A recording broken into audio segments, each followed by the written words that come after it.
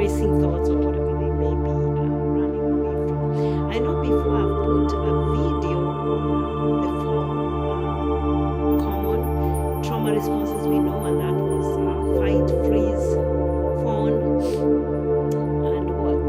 Flight, yeah. But these ones I'm adding on in this video is because they are hidden, and most people don't know that they are actually trauma responses. And what happens is you may even have one of these things that I'm gonna be talking about, and you may be even thinking that you're productive, and you may actually be productive, but then it is sapping or getting all your energy because you are doing it from a trauma response. It's not that you're doing, it's what motivates you. Remember, we have talked about you can be motivated by fear, you can be motivated by love, and most of the emotions that are trauma based, they are based on fear.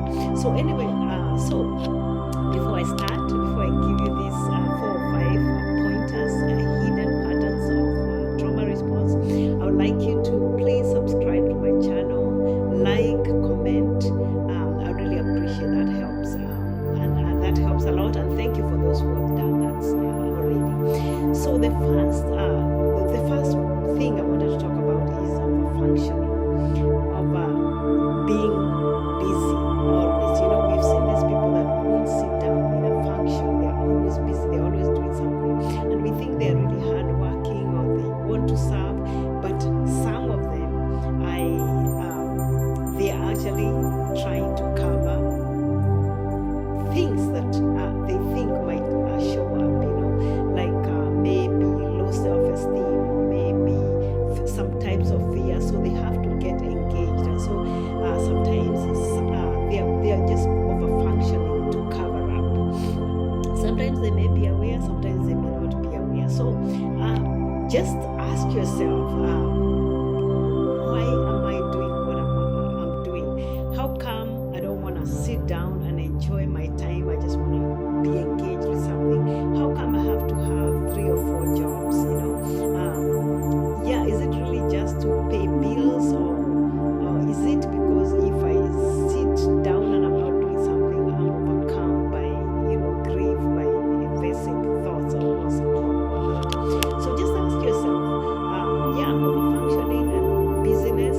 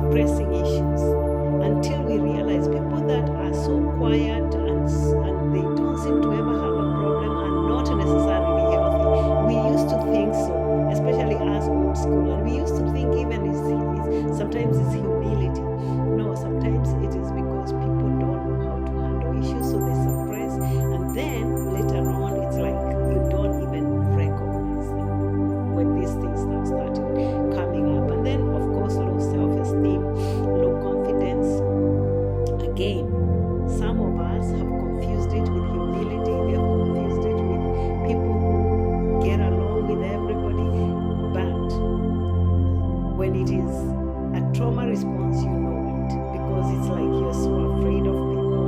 You think people are better than and you can call it whatever you want. But if you want to get healing, you have to call it what it is. It is low self-esteem, and you are responding. You are responding to trauma. You have to tell yourself the truth so that you can heal.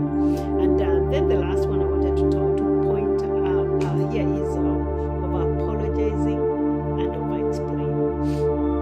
Yeah, this is kind of an interesting one because I remember when I put it up one time on I don't know what social media platform. It was like an